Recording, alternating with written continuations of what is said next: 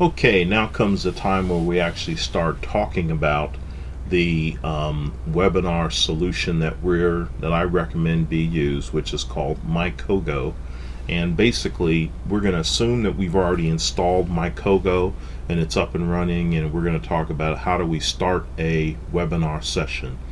A few slides from now, we'll actually talk about how we go about actually installing the software, but assume for now that it's already installed. Once it's installed, the first thing that you see is what we call the MyCogo application or the MyCogo control panel. And here's where you can do your common functionality.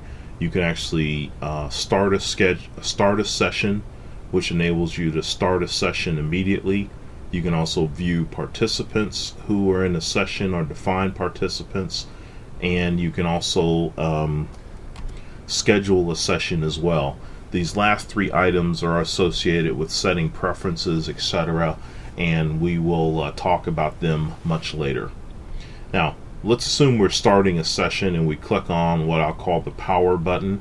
Once you do that, the next thing you'll see is the start session buttons.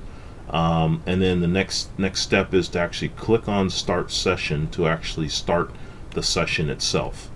Now, once you click start session, here's where the all-important session ID is assigned, and it basically tells you that you're the presenter and the controller and you're currently the only participant. So the key thing you want to keep track of here is the session ID. The session ID is what you communicate to other people, and then once those folks get that session ID, they will click on mycogo.com and then click on join a session at the top of the screen.